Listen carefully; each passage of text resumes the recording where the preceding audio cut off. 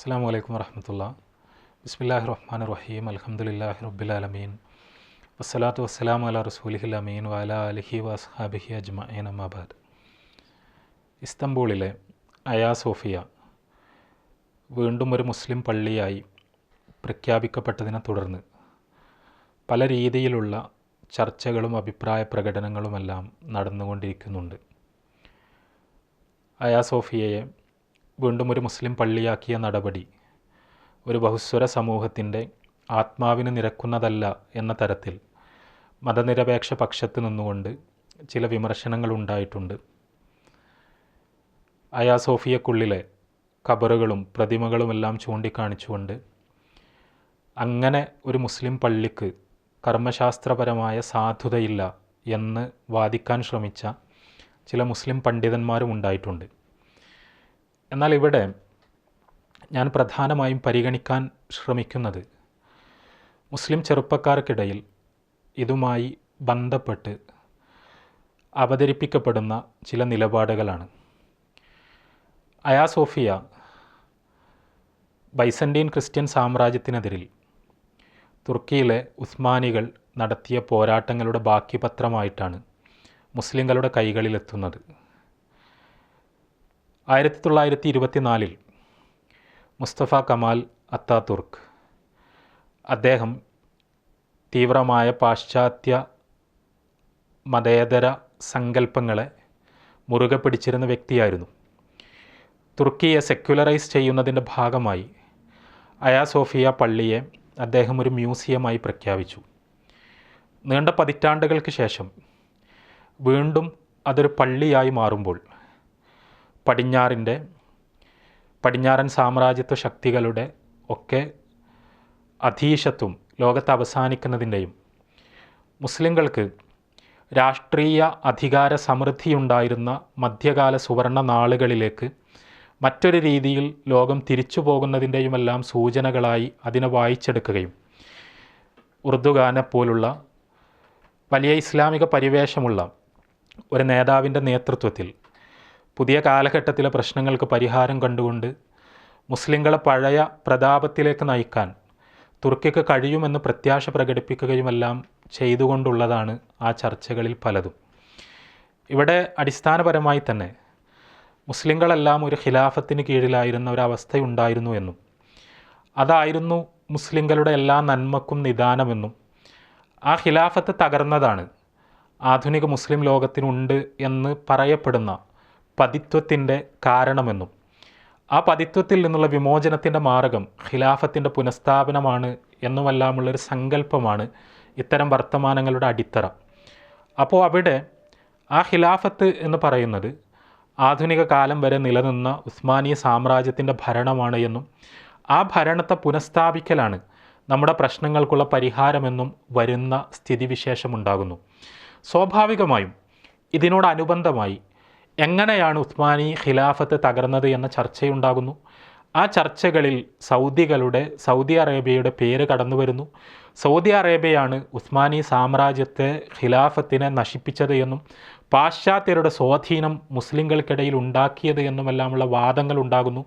അങ്ങനെ ഒരു തുർക്കി Saudi binary ഉണ്ടാവുകയും അതിൽ നിങ്ങൾ എവിടെയാണ് എന്ന ചോദ്യം ഉയരുകയും ചെയ്യുന്നു.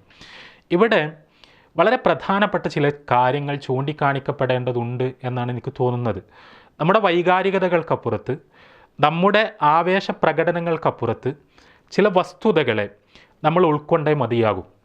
അതിൽ വളരെ പ്രധാനപ്പെട്ടൊരു കാര്യം, മുസ്ലിങ്ങളെല്ലാവരും ഒരു ഖലീഫക്ക് കീഴിൽ ജീവിക്കുന്ന, ഒരു ഖലീഫ മുസ്ലിങ്ങളെ എല്ലാവരെയും ഭരിക്കുന്ന, മുസ്ലിങ്ങൾ ജീവിക്കുന്ന പ്രദേശങ്ങൾ മുഴുവൻ ആ ഖലീഫക്ക് കീഴിൽ വരുന്നൊരവസ്ഥ ആധുനിക കാലഘട്ടം വരെ നിലനിന്നു എന്നൊരു സങ്കല്പം തന്നെ യഥാർത്ഥത്തിൽ അടിസ്ഥാനരഹിതമാണ്, ചരിത്രപരമായ സാധുതയില്ലാത്തതാണ്. അങ്ങനെയുള്ള റൊമാൻറ്റിസൈസ്ഡായ അതികാൽപ്പനികവൽക്കരിക്കപ്പെട്ട ഒരവസ്ഥ ഖിലാഫത്ത് എന്ന് പറയുന്നൊരു സ്ഥാപനത്തിന് ഉണ്ടായിട്ടില്ല എന്നതാണ് സത്യം. നമ്മൾ ഈ ഉസ്മാനി സാമ്രാജ്യത്തെ പരിഗണിച്ചാൽ ആ ഉസ്മാനി സാമ്രാജ്യം ഭരിച്ചിരുന്ന പ്രദേശങ്ങൾക്ക് പുറത്ത് ജീവിച്ച കുറേ മുസ്ലിം സമൂഹങ്ങളുണ്ടായിരുന്നു.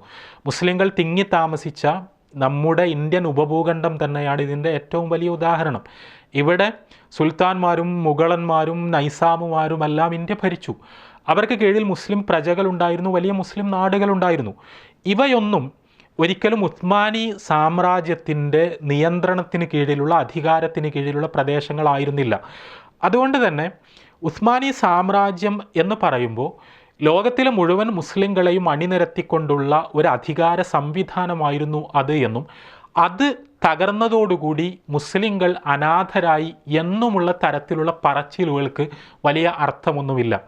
രണ്ടാമത്തെ കാര്യം, ഉസ്മാനി സാമ്രാജ്യം നിലനിന്നിരുന്ന പ്രദേശങ്ങളിൽ പോലും, ആ സാമ്രാജ്യത്തിൻ്റെ കീഴിലുണ്ടായിരുന്ന പ്രവിശ്യകളിൽ പോലും അതിനെ ഒരു ഖിലാഫത്തായി അംഗീകരിക്കാത്ത മുസ്ലിം സമൂഹങ്ങളും നേതാക്കളും ബുദ്ധിജീവികളും പണ്ഡിതന്മാരുമെല്ലാം ഉണ്ടായിരുന്നു എന്ന സത്യം കൂടി ഇവിടെ നമ്മൾ പരിഗണിക്കേണ്ടതുണ്ട്. അതിന് അവർക്ക് അവരുടേതായ കാരണങ്ങളുണ്ടായിരുന്നു. ആ കാരണങ്ങളുടെ ശരിതെറ്റുകളിലേക്കല്ല ഞാൻ പോകുന്നത്. അവരിൽ ഒരു വിഭാഗം ചൂണ്ടിക്കാണിച്ച കാര്യം, അവർ പ്രധാനമായും ചോദിച്ചത് ഉസ്മാനികൾ ഖലീഫമാരാണ് എന്ന് പറയുമ്പോൾ എങ്ങനെയാണ് അവർ ഖലീഫമാരായത് എന്നാണ്.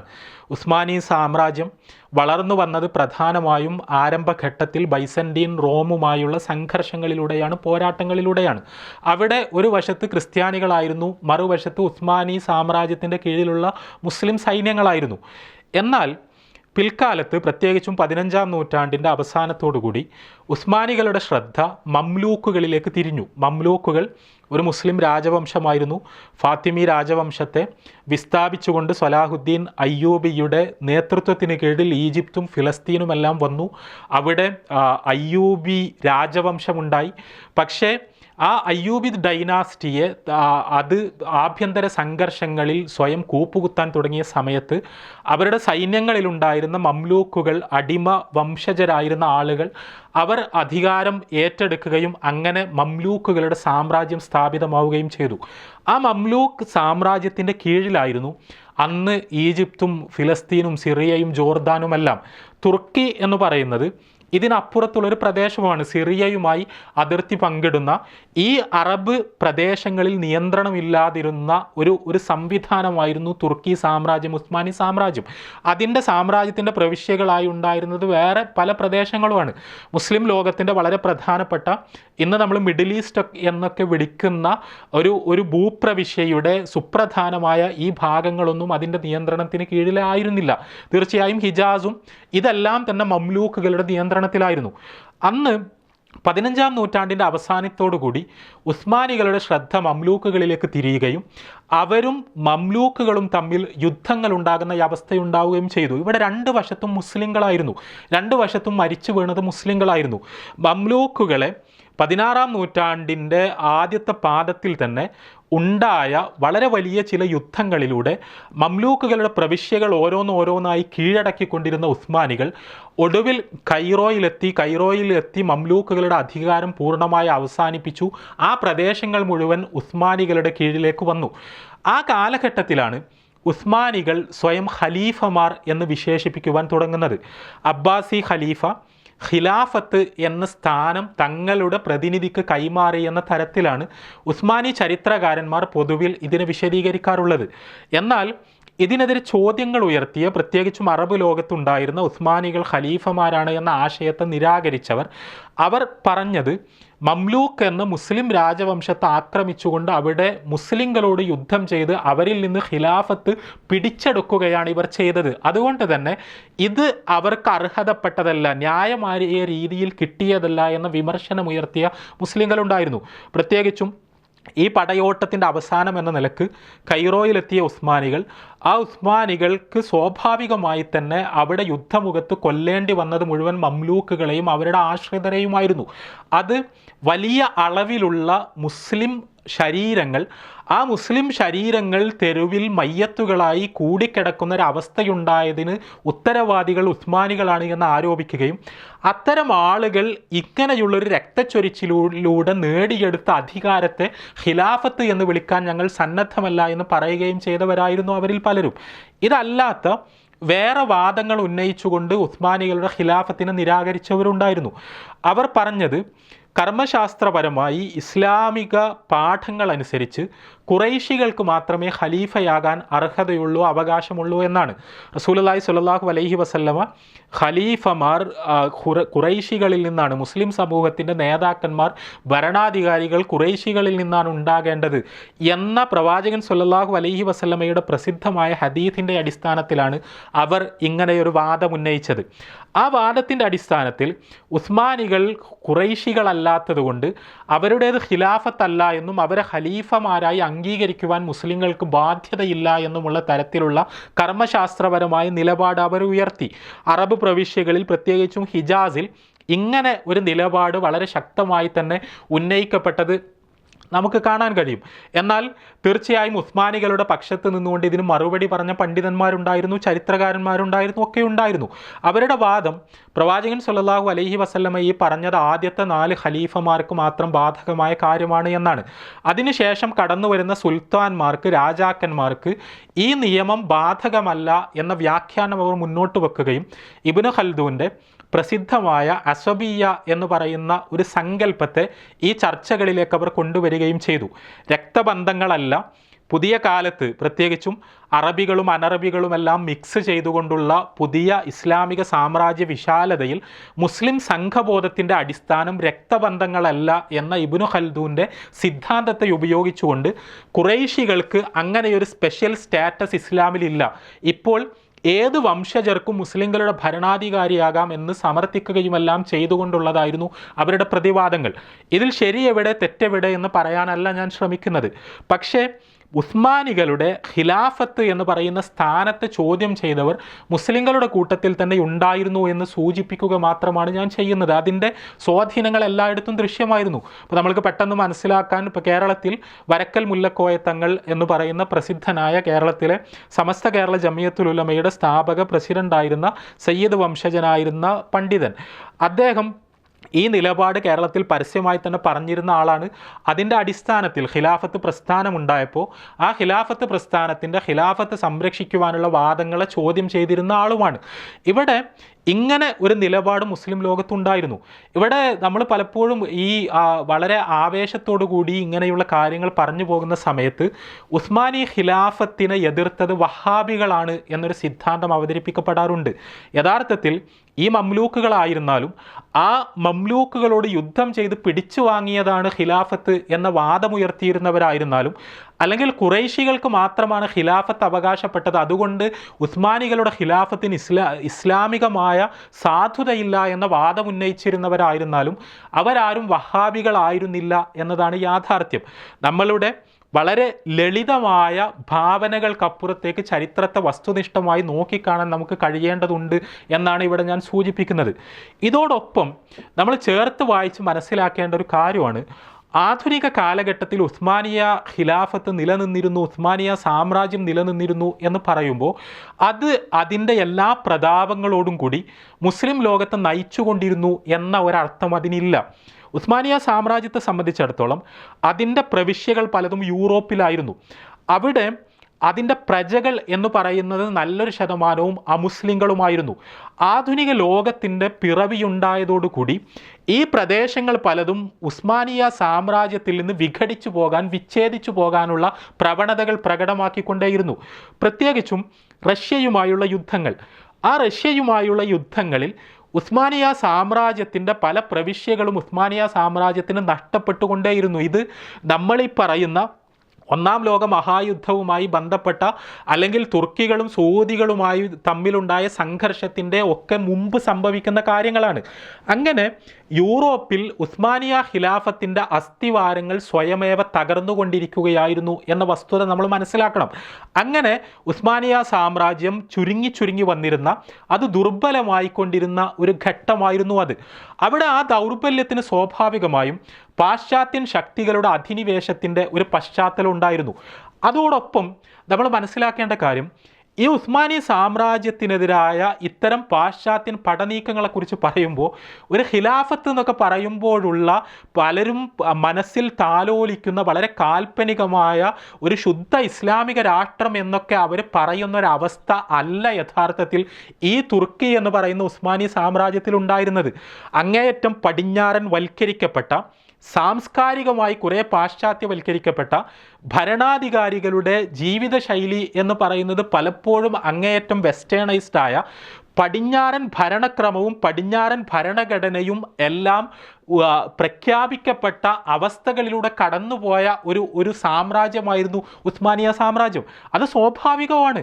അത് ഞാനത് പറയുന്നത് എന്തെങ്കിലും തെറ്റ് എന്നോ കുറ്റം എന്നോ അർത്ഥത്തിലല്ല, മറിച്ച് ആധുനിക കാലഘട്ടത്തിൻ്റെ എല്ലാ പ്രകമ്പനങ്ങളും അനുഭവിച്ചുകൊണ്ട് തന്നെയാണ്, അതിൽ എല്ലാം പങ്കെടുത്തുകൊണ്ട് തന്നെയാണ് ഉസ്മാനി സാമ്രാജ്യം സ്വാഭാവികമായി വന്ന് മുന്നോട്ട് പോയത്. പല ചെറുപ്പക്കാരും വിചാരിക്കുന്നത് പോലെ കൃത്യമായി ശരീഅത്തിൻ്റെ അടിസ്ഥാനത്തിൽ ഇങ്ങനെയുള്ള പാശ്ചാത്യൻ സ്വാധീനങ്ങളെല്ലാം ചെറുത്തു നിന്നുകൊണ്ട് മുന്നോട്ട് പോയ ഭരണാധികാരികളല്ലാതെ, അവിടെ സുൽത്താൻ അബ്ദുൽ ഹമീദ് രണ്ടാമൻ എന്ന വളരെ പ്രസിദ്ധനായ ആധുനിക കാലഘട്ടത്തിൽ ജീവിച്ച ഉസ്മാനി ഭരണാധികാരി, ഉസ്മാനി ചക്രവർത്തി, ഉസ്മാനി സുൽത്താൻ, അദ്ദേഹത്തിൻ്റെ കാലഘട്ടത്തിൽ മുസ്ലിം ലോകത്തിലെ പ്രഖ്യാതരായ ചില ബുദ്ധിജീവികൾ ഈ വിഷയങ്ങളിൽ ഇടപെടുകയും ഉസ്മാനി സാമ്രാജ്യത്തെ തകർക്കാനും അതിൽ നിന്ന് പ്രവിശ്യകളെ വിഘടിപ്പിക്കുവാനുമുള്ള പാശ്ചാത്യൻ ശ്രമങ്ങൾക്കെതിരിൽ മുസ്ലിങ്ങളുടെ ഒരു അഖില ലോക ഐക്യമുണ്ടാക്കിയെടുക്കാൻ ശ്രമിക്കുകയും ആ ഐക്യത്തിന് ഉപോത്ബലകമാകുന്ന തരത്തിൽ ഉസ്മാനി ഖിലാഫത്തിനെ, ഉസ്മാനി സാമ്രാജ്യത്തെ കൂടുതലായി ഇസ്ലാമികവൽക്കരിക്കുന്നതിന്, അതിൻ്റെ നിലനിൽപ്പിനെ ഇസ്ലാമിക പ്രമാണങ്ങൾക്ക് കൂടുതൽ അനുരൂപമാക്കുന്നതിനാവശ്യമായ പദ്ധതികൾ മുന്നോട്ട് വെക്കുകയും ചെയ്തു. സയ്യിദ് ജമാലുദ്ദീൻ അഫ്ഗാനിയെ പോലുള്ളവരുടെ കടന്നുവരവ് ഇവിടെയാണ്. അവർ ഒരേ സമയത്ത് തന്നെ ഉസ്മാനി സാമ്രാജ്യത്തെ കൂടുതലായി ഇസ്ലാമികവൽക്കരിക്കാനുള്ള ആശയങ്ങൾ മുന്നോട്ട് വെച്ചു.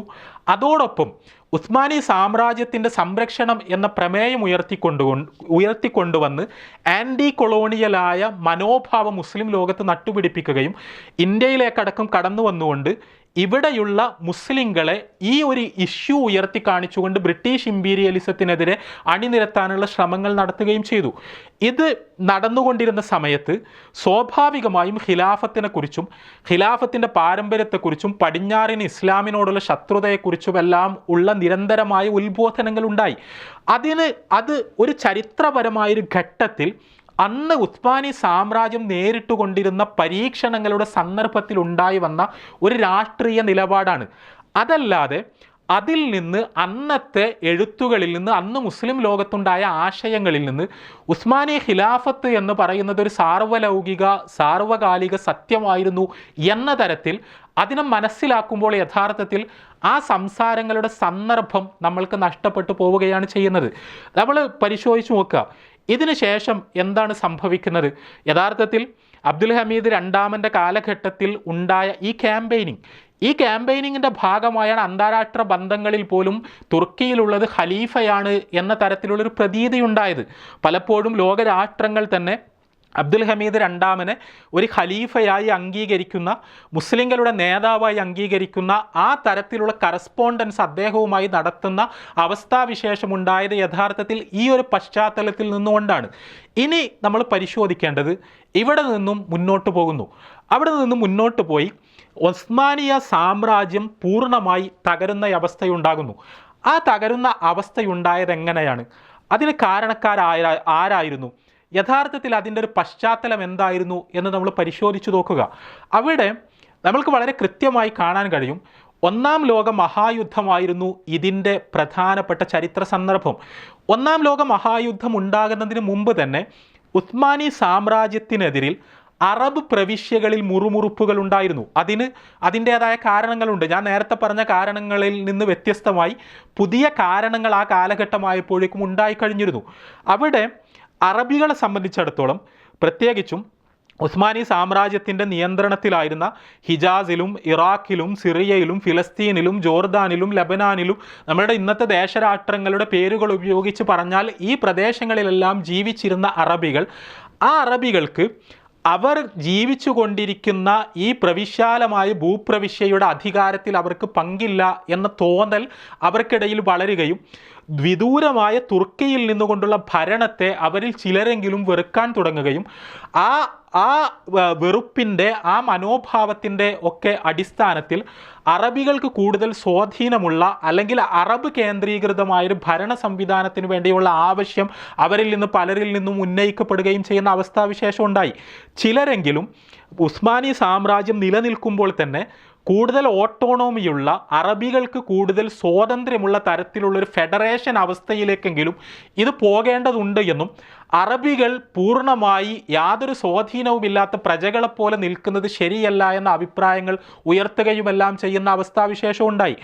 അവിടെ ഇതിൻ്റെ ഒരു സ്വാഭാവികത എന്ന നിലയ്ക്ക് ഇതൊരു വശത്ത് നടക്കുമ്പോൾ തന്നെ തുർക്കിയിലാണ് കൂടുതൽ അധികാരം കേന്ദ്രീകരിക്കേണ്ടത് എന്ന വാദം മറുവശത്തും ഉയരുന്നുണ്ടായിരുന്നു. അങ്ങനെയാണ് ശക്തമായ തുർക്കി ദേശീയവാദം ഉണ്ടാകുന്നത്. അവിടെ നാഷണലിസം എന്ന് പറയുന്നത് ലോകത്ത് പുതിയൊരു കറൻ്റായി രൂപപ്പെട്ടുകൊണ്ടിരിക്കുന്ന സമയമാണ്. എല്ലായിടത്തും ദേശരാഷ്ട്രങ്ങൾക്ക് വേണ്ടിയുള്ള മുറവിളികൾ ഉണ്ടാകുന്നു. അവിടെ അറബി ഭാഷയെയും അറബി സംസ്കാരത്തെയും അറബികളെയുമെല്ലാം തഴഞ്ഞുകൊണ്ട് കൂടുതൽ തുർക്കികളിലേക്ക് കേന്ദ്രീകരിക്കപ്പെടുന്ന ഒരു അധികാര രീതിക്ക് വേണ്ടി തുർക്കി ദേശീയതയുടെ ജന്മവും ഉണ്ടാകുന്നുണ്ടായിരുന്നു. യഥാർത്ഥത്തിൽ യങ് ടർക്സ് എന്നൊക്കെ പറയുന്ന യുവ തുർക്കികൾ എന്ന് പറയുന്ന പിന്നീട് നമ്മുടെ ഭാഷയിലേക്കൊക്കെ കടന്നു വന്ന പ്രയോഗമുണ്ടായത് ഈ തുർക്കി ദേശീയവാദികളുമായി ബന്ധപ്പെട്ടാണ്. മുസ്തഫ കമാലൊക്കെ ഈ തുർക്കി ദേശീയവാദ തരംഗത്തിൻ്റെ ഭാഗമായാണ് അന്ന് ഇസ്തംബൂളിൽ അവിടെ തുർക്കിയിൽ അവിടെ പൊതുമണ്ഡലത്തിൽ അദ്ദേഹം ദൃശ്യത നേടുന്നത്. ഏതായാലും ഇതുണ്ടായിക്കൊണ്ടിരിക്കുന്നുണ്ടായിരുന്നു. അപ്പോൾ സ്വാഭാവികമായും അറബികൾക്കിടയിലെ തുർക്കി സാമ്രാജ്യത്തിനെതിരായ ഈ വികാരത്തിൽ ഇൻവെസ്റ്റ് ചെയ്തുകൊണ്ട് എങ്ങനെ അറബികളെ ഏകോപിപ്പിച്ചുകൊണ്ട് അവരുടെ നേതാവായി പുതിയ ഒരു സാമ്രാജ്യം പടക്കാം എന്ന് ആലോചിച്ച ഭരണാധികാരികൾ, ഗവർണർമാർ ഒക്കെ സ്വാഭാവികമായും ഉണ്ടായി തുടങ്ങി. അവരിൽ വളരെ പ്രധാനപ്പെട്ട ഒരാളായിരുന്നു അന്ന് ഹിജാസ് ഭരിച്ചിരുന്ന മക്കയുടെ അമീറായിരുന്ന Sharif Hussain bin Ali. Sharif Hussain bin Ali എന്ന് പറയുമ്പോൾ ഷെരീഫ് എന്ന് പറഞ്ഞാൽ നമ്മൾ മലയാളികൾ പൊതുവെ തങ്ങൾ എന്ന് പറയുന്ന അർത്ഥത്തിലുള്ളൊരു പ്രയോഗമാണ്. പ്രവാചകൻ സ്വല്ലല്ലാഹു അലൈഹി വസല്ലമയുടെ കുടുംബ പാരമ്പര്യത്തിലുള്ള ആളായിരുന്നു അദ്ദേഹം. അവിടെ ഹസൻ റളിയല്ലാഹു അൻഹുവിൻ്റെ സന്തതി പരമ്പരകളിൽപ്പെട്ട ആളായിട്ടാണ് ഹുസൈൻ ബിൻ അലി അറിയപ്പെട്ടിരുന്നത്. അത് നമ്മളുടെ ഭാഷയിൽ പറഞ്ഞാൽ ഒരു തങ്ങൾ കുടുംബമായിരുന്നു, ഒരു സയ്യിദ് കുടുംബമായിരുന്നു. ഷെരീഫ് ഹുസൈൻ ബിൻ അലി അല്ലെങ്കിൽ അദ്ദേഹത്തിൻ്റെ ഭരണം, അദ്ദേഹം അമീറായിക്കൊണ്ടുള്ള മക്കയുടെ അവസ്ഥക്ക് എന്ന് പറയുന്നത് അതിന് ഒരു ചരിത്രമുണ്ട്. ആ ചരിത്രത്തെ നമ്മൾ സംക്ഷിപ്തമായെങ്കിലും മനസ്സിലാക്കേണ്ടതുണ്ട്. അബ്ബാസികൾ അവരുടെ ഭരണം നടന്നുകൊണ്ടിരുന്ന സമയത്ത്, ആ ഭരണം മുന്നോട്ട് പോയ സമയത്ത് മക്കയിൽ ഹിജാസിലെന്നും പ്രശ്നങ്ങളായിരുന്നു. അബ്ബാസികളെ സംബന്ധിച്ചിടത്തോളം അവരുടെ തലസ്ഥാനം ബഗ്ദാദായിരുന്നു. അത് ബഗ്ദാദ് ആയതുകൊണ്ട് തന്നെ അവർക്ക് മക്കയെ നേരിട്ട് നിയന്ത്രിക്കുക അത്ര എളുപ്പമായിരുന്നില്ല. അന്ന് ഹിജാസിൻ്റെ ഭരണത്തിനു വേണ്ടി പ്രവാചകൻ സ്വല്ലല്ലാഹു അലൈഹി വസല്ലമയുടെ അല്ലെങ്കിൽ അലി റളിയല്ലാഹു അൻഹുവിൻ്റെ കുടുംബ പരമ്പരകളിൽ ഉള്ളവർക്ക് ഹിജാസിൻ്റെ ഭരണം ലഭിക്കണം എന്ന് ആവശ്യപ്പെട്ടുകൊണ്ട് അവിടെ പലപ്പോഴും മുറവിളികൾ ഉണ്ടാകാറുണ്ടായിരുന്നു, പ്രക്ഷോഭങ്ങൾ ഉണ്ടാകാറുണ്ടായിരുന്നു. അലവികളുടെ നേതൃത്വത്തിൽ, അലി റളിയല്ലാഹു അൻഹുവിൻ്റെ സന്തതി പരമ്പരകളുടെ നേതൃത്വത്തിൽ അവിടെ പലപ്പോഴും ഉണ്ടാകാറുണ്ടായിരുന്ന ഈ പ്രക്ഷോഭങ്ങൾക്ക് അറുതി വരുത്താൻ വേണ്ടി അബ്ബാസികൾ ഒടുവിൽ എത്തിയ ഒരു തീരുമാനമായിരുന്നു, നയപരമായൊരു സമീപനമായിരുന്നു. ഹിജാസ് അബ്ബാസി ഖിലാഫത്തിൻ്റെ ഭാഗമായി നിലനിൽക്കുമ്പോൾ തന്നെ അവിടുത്തെ അമീറായി മക്കയുടെയും മദീനയുടെയും ഭരണാധികാരികളായി ഹസൻ റളിയല്ലാഹു അൻഹുവിൻ്റെ സന്തതി പരമ്പരയിലുള്ള ആരെയെങ്കിലും പരിഗണിക്കുക, അവരെ അത് ഏൽപ്പിക്കുക എന്നൊരു തീരുമാനമുണ്ടായി. ആ തീരുമാനത്തിൻ്റെ അടിസ്ഥാനത്തിൽ ഏകദേശം 10ാം നൂറ്റാണ്ട് മുതൽ ഈ ഷെരീഫ് ഹുസൈൻ ബിൻ അലി എന്ന് പറഞ്ഞുകൊണ്ട് ആധുനിക കാലഘട്ടത്തിൽ നമ്മൾ കാണുന്ന ഇദ്ദേഹത്തിൻ്റെ പൂർവ്വഗാമികളാണ് മക്കയുടെ അമീറുമാരായി നിലനിന്നത്.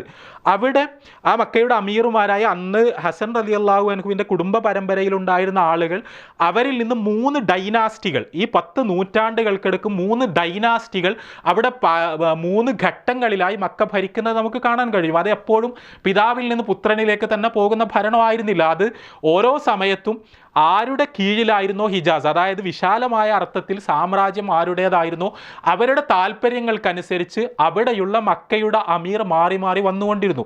അവിടെ നമുക്ക് കാണാൻ കഴിയും, ഫാത്തിമി ഭരണമുണ്ടായപ്പോൾ അവർക്കിഷ്ടമുള്ള ആളുകൾ ഈ കുടുംബത്തിൽ നിന്ന് തിരഞ്ഞെടുക്കപ്പെട്ടു. മംലൂക്കുകൾ ഉണ്ടായ സമയത്ത് അവർക്കിഷ്ടമുള്ള ആളുകൾ ഈ കുടുംബത്തിൽ നിന്ന് തിരഞ്ഞെടുക്കപ്പെട്ടു. അങ്ങനെ ഓരോ കാലഘട്ടത്തിലും ഉസ്മാനികളായ സമയത്ത് ഉസ്മാനി ഖലീഫമാർക്ക് അല്ലെങ്കിൽ ഉസ്മാനി സുൽത്താൻമാർക്ക് കൂടുതൽ അനുയോജ്യരായ അനുഗുണരായ ആളുകൾ ഈ കുടുംബങ്ങളിൽ നിന്ന് തിരഞ്ഞെടുക്കപ്പെട്ടു. ചില ഷെരീഫുമാരൊക്കെ അവരുടെ സ്വാതന്ത്ര്യം കൂടുതലായി പ്രഖ്യാപിക്കുവാനും ഉറപ്പിക്കുവാനും ഇവിടെ പുറത്തു നിന്നുള്ള ഈ സാമ്രാജ്യത്തിൻ്റെ ഇടപെടലിനെ പരിഗണിക്കാതിരിക്കാനും ശ്രമിച്ചിരുന്നു. മറ്റു ചിലർ നന്നായി വിധേയപ്പെട്ടിരുന്നു. ചിലപ്പോൾ സംഘർഷഭരിതമായ ബന്ധങ്ങളുണ്ടായിരുന്നു. എന്തു തന്നെ ആയിരുന്നാലും ഉസ്മാനി ഖിലാഫത്തിനെ സംബന്ധിച്ചിടത്തോളം അവർ പൂർണ്ണമായി അവരുടെ ഇഷ്ടപ്രകാരം ഇടപെടാൻ കഴിഞ്ഞിരുന്ന ഒരു മേഖലയല്ല ഹിജാസ്. അവിടെ മക്കയിൽ ഹുസൈൻ ബിൻ അലി ഉണ്ടായിരുന്നു. അവിടെ അതോടൊപ്പം തന്നെ തുർക്കിയുടെ ഗവർണറും ഉണ്ടായിരുന്നു. ഇത് രണ്ടും ചേർന്ന തരത്തിലുള്ള ഒരു ഭരണ സംവിധാനമായിരുന്നു അത്. അങ്ങനെ ഉള്ളൊരു ഭരണ സംവിധാനത്തിലുണ്ടായിരുന്ന ഹുസൈൻ ബിൻ അലിക്ക് ഒരു അറബ് സാമ്രാജ്യം, ഒരു അറബ് ഖിലാഫത്ത് എന്ന ഒരു ആശയം ഉണ്ടായിരുന്നു. ഈ ആശയം പോപ്പുലറായി തുടങ്ങിയ ഒരു ചരിത്ര സന്ദർഭം എന്ന നിലക്ക് അദ്ദേഹത്തെ നേതാവാക്കിക്കൊണ്ട് അറബികൾ സംഘടിക്കുകയും അങ്ങനെ തുർക്കിക്കെതിരിൽ ഒരു കലാപം ഉണ്ടാക്കുകയും റിവോൾട്ട് ഉണ്ടാക്കുകയും ആ റിവോൾട്ടിൻ്റെ ഫലമായി തുർക്കിയിൽ നിന്ന് സ്വാതന്ത്ര്യം നേടി വിശാലമായ ഒരു അറബ് അധികാര പ്രവിശ്യ എന്നത് അദ്ദേഹം സ്വപ്നം കാണാൻ ആരംഭിക്കുകയും ചെയ്തു. അതിന് സഹായങ്ങൾ ചോദിച്ചുകൊണ്ട് അദ്ദേഹം ബ്രിട്ടനെ പോലുള്ള അന്നത്തെ സാമ്രാജ്യ ശക്തികളെ സമീപിച്ചിരുന്നു. പക്ഷേ ബ്രിട്ടൻ ആ കാലഘട്ടത്തിൽ അത് പരിഗണിച്ചിരുന്നതിന് രേഖകളൊന്നുമില്ല. എന്നാൽ 1914 നമ്മൾ കാണുന്നത് ഒന്നാം ലോക മഹായുദ്ധം ഉണ്ടാകുന്നു. ആ ഒന്നാം ലോക മഹായുദ്ധത്തിൽ രണ്ട് പ്രധാനപ്പെട്ട ശക്തികൾ എന്ന് പറയുന്നത് ഒരു വശത്ത് ജർമ്മനിയും മറ്റൊരു വശത്ത് ബ്രിട്ടനുമായിരുന്നു. അവിടെ ജർമ്മനിയുമായി ഉസ്മാനി തുർക്കിക്ക് വളരെ അടുത്ത ബന്ധമാണ് ഉണ്ടായിരുന്നത്. വളരെ നേരത്തെ തന്നെ വളരെ അടുത്ത ബന്ധമാണ് ഉണ്ടായിരുന്നത്. ഈ ജർമ്മനിക്ക് മുസ്ലിം ലോകത്തേക്കുള്ള ഈ ഒരു വിൻഡോ, ഇത് തമ്മിലുള്ള ഊഷ്മളമായ ബന്ധം കാരണം മുസ്ലിം ലോകത്തേക്ക് ജർമ്മനിയിലെ ബുദ്ധിജീവികൾക്ക് എപ്പോഴും ഒരു വിൻഡോ ഉണ്ടായിരുന്നു. അതുകൊണ്ടാണ് ഓറിയൻ്റലിസം മുസ്ലിം ലോകത്തെക്കുറിച്ചുള്ള പടിഞ്ഞാറൻ പഠനങ്ങളുടെ ആദ്യ കാലഘട്ടത്തിലെ പറുദീസയായി ജർമ്മനി മാറാനുള്ള കാരണം ഉസ്മാനി തുർക്കിയുമായി ജർമ്മനിക്കുണ്ടായിരുന്ന വളരെ ഡിപ്ലോമാറ്റിക്കായ ഈ ബന്ധങ്ങളായിരുന്നു എന്ന് നമുക്ക് കാണാൻ കഴിയും. എന്ത് തന്നെയായിരുന്നാലും ഒന്നാം ലോക മഹായുദ്ധം പൊട്ടിപ്പുറപ്പെട്ടപ്പോൾ അവിടെ ജർമ്മനിയും ബ്രിട്ടനും രണ്ട് പക്ഷങ്ങളിലായപ്പോൾ തുർക്കിയുടെ അന്നത്തെ സുൽത്താൻ അദ്ദേഹം ജർമ്മനിക്ക് പിന്തുണ പ്രഖ്യാപിക്കുകയും ജർമ്മനിയുടെ ഭാഗമായി ചേരുകയും ചെയ്തു. അങ്ങനെ ചെയ്തപ്പോൾ ബ്രിട്ടീഷുകാർ ഒന്നാം ലോക മഹായുദ്ധത്തിലുള്ള ശത്രുരാജ്യം എന്ന നിലക്ക് ഉസ്മാനി സാമ്രാജ്യത്തിനെതിരിൽ അവർ യുദ്ധം പ്രഖ്യാപിച്ചു. ഒന്നാം ലോക മഹായുദ്ധത്തിൽ ഇംഗ്ലണ്ടിൻ്റെ ബ്രിട്ടൻ്റെ ശത്രുപക്ഷത്ത് ഉസ്മാനി സാമ്രാജ്യം ഉണ്ടായി. അവിടെ ഉസ്മാനി സാമ്രാജ്യത്തെ ഛിന്ന ഭിന്നമാക്കുവാൻ പാശ്ചാത്യൻ ശക്തികൾക്ക് ആഗ്രഹമുണ്ടായിരുന്നെങ്കിൽ അവർക്ക് അതിന് കിട്ടിയ സുവർണാവസരമായിരുന്നു ഈ സന്ദർഭം. ഈ സന്ദർഭത്തിൽ മക്കയിലുണ്ടായിരുന്ന ഹുസൈൻ ബിൻ അലിയുടെ ആവശ്യത്തെ അവർ അനുഭാവപൂർവ്വം പരിഗണിക്കുകയും അദ്ദേഹത്തെ ഉപയോഗിച്ചുകൊണ്ട് സാമ്രാജ്യത്തെ രണ്ട് ചേരിയാക്കാം എന്നവർ കണക്കുകൂട്ടുകയും ചെയ്തു. ഈ ഒരു കണക്കുകൂട്ടലിൻ്റെ ഈ ഒരു ശ്രമത്തിൻ്റെ ഭാഗമായിട്ടാണ് പ്രസിദ്ധനായ ലോറൻസ് ഓഫ് അറേബ്യയിലെത്തുന്നത്. ലോറൻസ് ഓഫ് അറേബ്യ എന്ന പേരിൽ വിശ്രുതനായ ടി ലോറൻസ് എന്ന ഇംഗ്ലീഷുകാരൻ, അദ്ദേഹം നേരത്തെ തന്നെ ഗവേഷണങ്ങളുടെ ഭാഗമായി അറബ് പ്രവിശ്യകളിലേക്ക് പോയിരുന്ന ആളാണ്. അറബി ഭാഷ പഠിച്ചിരുന്ന ആളാണ്. അറബികളുടെ പരിചയമുണ്ടായിരുന്ന ആളാണ്. അവർക്കിടയിൽ പുരാവസ്തു ഗവേഷണങ്ങൾ നടത്തിയിരുന്ന ആളാണ്. അദ്ദേഹത്തെ പ്രധാനപ്പെട്ട കണ്ണിയായി ഉപയോഗിച്ചുകൊണ്ട് അദ്ദേഹം ഷെരീഫ് ഹുസൈനെ കാണുകയും അദ്ദേഹത്തിൻ്റെ മകൻ ഫൈസലുമായി ആത്മബന്ധമുണ്ടാക്കുകയും ഈ ബന്ധങ്ങളുടെ അടിസ്ഥാനത്തിൽ ലോറൻസ് ഹുസൈൻ ബിൻ അലിക്ക് വാഗ്ദാനങ്ങൾ നൽകുകയും ചെയ്തു. ബ്രിട്ടന് വേണ്ടി ബ്രിട്ടൻ്റെ ഔദ്യോഗിക പ്രതിനിധിയായിക്കൊണ്ട് ഒന്നാം ലോക മഹായുദ്ധത്തിൽ ബ്രിട്ടനെ സഹായിച്ചാൽ, തുർക്കിക്കെതിരിൽ യുദ്ധം ചെയ്താൽ തുർക്കി സാമ്രാജ്യത്തിൻ്റെ ഭാഗമായിരുന്ന അന്നത്തെ അറബ് പ്രവിശ്യകളിലെ മനുഷ്യരെ, സൈനികരെ സംഘടിപ്പിച്ചുകൊണ്ട് അവിടെ നിന്ന് തുർക്കിയുടെ സൈന്യത്തെ തുരത്തി തുർക്കിക്കെതിരെയുള്ള ബ്രിട്ടീഷ് യുദ്ധത്തിന് ശക്തി പകർന്നാൽ ഈ ഒന്നാം ലോക മഹായുദ്ധം അവസാനിക്കുമ്പോൾ ആ മഹായുദ്ധത്തിൽ ബ്രിട്ടൻ ജയിക്കുമെന്നും ബ്രിട്ടീഷ് പക്ഷം ജയിക്കുമ്പോൾ അവിടെ പിന്നെ അറബികളുടെ മുഴുവൻ രാജാവായി ഈ അറബ് പ്രവിശ്യകളെ മുഴുവൻ ഉൾപ്പെടുത്തിക്കൊണ്ട് പുതിയ ഒരു സാമ്രാജ്യം ബ്രിട്ടീഷുകാർ ഉണ്ടാക്കി കൊടുക്കുമെന്നും ആ സാമ്രാജ്യത്തിൻ്റെ അധിപതിയായി ഹുസൈൻ ബിൻ അലിയെ നിയമിക്കുമെന്നുമെല്ലാമുള്ള വാഗ്ദാനങ്ങൾ കൊടുക്കുകയും ആ വാഗ്ദാനത്തിൻ്റെ അടിസ്ഥാനത്തിൽ ഹുസൈൻ ബിൻ അലി ലോറൻസുമായും അദ്ദേഹത്തിൻ്റെ ബ്രിട്ടീഷ് സേനയുമായും സഹകരിക്കുകയും ഒക്കെ ചെയ്തത്.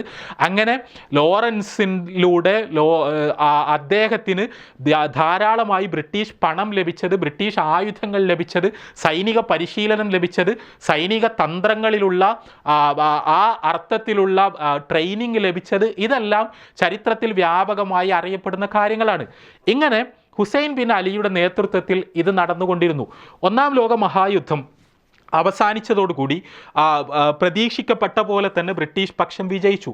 ആ ബ്രിട്ടീഷ് പക്ഷം വിജയിച്ചപ്പോൾ സംഭവിക്കേണ്ടിയിരുന്നത് ഹുസൈൻ ബിൻ അലിയുടെ കണക്കുകൂട്ടൽ പ്രകാരം വിശാലമായ ഒരു അറബ് ഭൂപ്രദേശം ഉണ്ടാവുകയായിരുന്നു. എന്നാൽ ബ്രിട്ടീഷുകാർ, പാശ്ചാത്യൻ ശക്തികൾ അവരതല്ല ചെയ്തത്. ഇത് നമ്മൾക്കൊക്കെ അറിയാവുന്ന കാര്യമാണ്. അവർ ചെയ്തത് സൈക്സ് പിക്കോ അഗ്രിമെൻ്റ് എന്ന് പറയുന്ന പിൽക്കാലത്ത് പ്രസിദ്ധമായി തീർന്ന ലോകമഹായുദ്ധം നടന്നുകൊണ്ടിരിക്കുമ്പോൾ തന്നെ ഹുസൈൻ ബിൻ അലിക്ക് ഒരു വശത്ത് ഈ വാഗ്ദാനങ്ങൾ കൊടുക്കുമ്പോൾ തന്നെ അവർ രഹസ്യമായി എത്തിപ്പെട്ടിരുന്ന ഒരു ധാരണയുണ്ടായിരുന്നു. ആ ധാരണയുടെ അടിസ്ഥാനത്തിൽ അറബ് പ്രവിശ്യകൾ വ്യത്യസ്ത രാജ്യങ്ങളായി മുറിച്ചുകൊണ്ട് ആ രാജ്യങ്ങൾ ഈ ഒന്നാം ലോക മഹായുദ്ധത്തിൽ ബ്രിട്ടനും അതേപോലെ ബ്രിട്ടൻ്റെ കൂടെയുണ്ടായിരുന്ന ഫ്രാൻസിനുമായി ഈ രാജ്യങ്ങളെ ഓഹരി വെക്കുകയാണ്, അവയുടെ സ്വാധീന പ്രദേശങ്ങളായി മാറ്റുകയാണ് പടിഞ്ഞാറൻ ശക്തികൾ ചെയ്തത്. അങ്ങനെയാണ് നമ്മളിന്ന് പറയുന്ന ഈ രാജ്യങ്ങളൊക്കെ ഉണ്ടായത്. സിറിയയും ലബനാനും പുതിയ രാജ്യങ്ങളായി പ്രഖ്യാപിക്കപ്പെട്ടു. ആ രണ്ട് രാജ്യങ്ങളും ഫ്രാൻസിൻ്റെ നിയന്ത്രണത്തിലുള്ള പ്രദേശങ്ങളായി മാറി. പക്ഷേ അവിടെ പിന്നീട് സ്വാതന്ത്ര്യ സമരങ്ങളുണ്ടായി, അവ സ്വതന്ത്ര രാഷ്ട്രങ്ങളായി തീർന്നു. അങ്ങനെയാണ് ആധുനിക സിറിയയും ലബനാനുമെല്ലാം പിറന്നു വീഴുന്നത്. ഇതേപോലെ